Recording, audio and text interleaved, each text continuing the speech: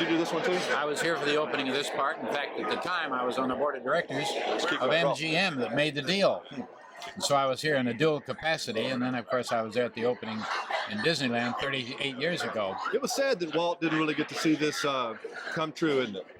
Yes, but I have a feeling he's up there someplace looking down at us and reveling, because he should be very proud of what's happened. It wasn't exactly what he had in mind, but it's so good. It's so wonderful. What do you think he had in mind for this place? Well, of course, he had a duplication of Disneyland, only with things that he thought he could do better, because he always thought he could do everything better. He was a perfectionist. I've seen him shoot scenes in a film that I thought were just fine, and he had whole sets rebuilt that were destroyed. He says, no, I didn't like the way it looked. You know, the money didn't make that much difference to him. He was not a guy interested in being rich, but in doing pictures.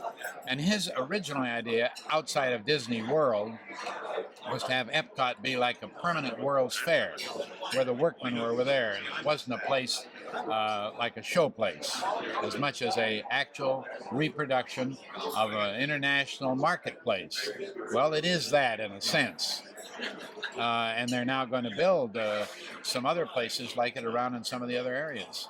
Did he have any idea how big a deal he was? I mean, he's like, that name is like one of the most famous names, if not the most famous name on the planet.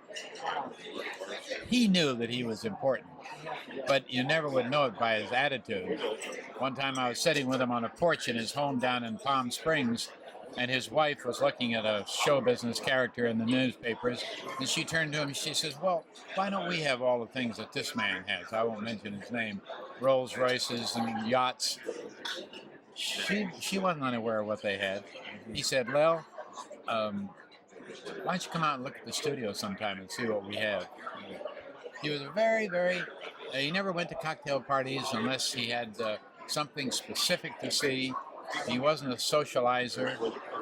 He came to my house for dinner because we were good friends, but he wasn't the party guy that you read about in Hollywood at all. Thank you a lot, Art. You bet. This is one of my favorite people on the planet here, ladies and gentlemen. Old age is not for sissies, and if I make it to 45, I'm going to read his book once a day. You aren't 45? Not yet. Look it, I can't help it. I would have gathered that you were approaching 68. That's my IQ, not my neck. Well, you look great and you're acting well. And is there any money in this for me, or is it?